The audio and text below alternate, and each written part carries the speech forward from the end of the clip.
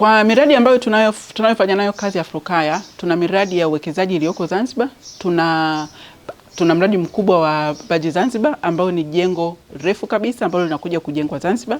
Tuna mradi wa Anantara Luxury Resort ambao ni hoteli ya kifahari inayojengwa Zanzibar ambao inampa mwekezaji uwezo wa kumiliki sehemu ya ile hotel. Na tuna mradi wa Eyes of Zanzibar ambao ni apartments ambazo zinajengwa Zanzibar. Lakini pia tuna miradi mikubwa Dubai. Tuna mradi wa Baj Aziz ambao unakuwa ni jengo la pili kwa urefu duniani ambalo linajengwa sasa hivi Dubai. Kwa hiyo tuna mradi mkubwa kama huu ambako tunamsaidia mtu yote anayetaka kuinvest in Dubai. Tuna miradi mingi Dubai. Tuna Dubai South, tuna Dubai JVC, tuna Dubai Marina, zote hizo tunamsaidia mtu yote anayetaka kuwekeza in Dubai kuwekeza Dubai. Pia tuna off plan properties in UK.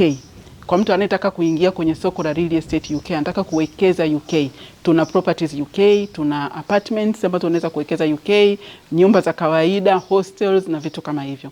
So Afrokaya is really a real estate marketplace. So kwenye Afrokaya upande wa UK tuna nyumba ambazo zinauzwa UK, ambako hapo ni nyumba za kawaida, ni apartment, ni hostel, ni all type of properties. Kwa hiyo tunampa mwekezaji nafasi ya kuown property in UK.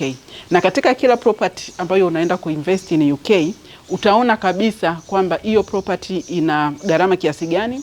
Hiyo property labda tayari ina wapangaji ambao wameshapanga mle ndani, wanalipa rent kiasi gani. Kwa hiyo unakuwa kabisa kwamba ninavyonunua property hii hapa tayari na wapangaji, au wapangaji wanalipa rent kiasi gani, ninaweza kuingiza kiasi gani. Lakini pia tunakuoffer property management services pia in UK. Kwamba sio lazima wewe ukawe UK kuweza kumanage property yako, sijui nita collect vipi rent, sijui nitafanya nini. No.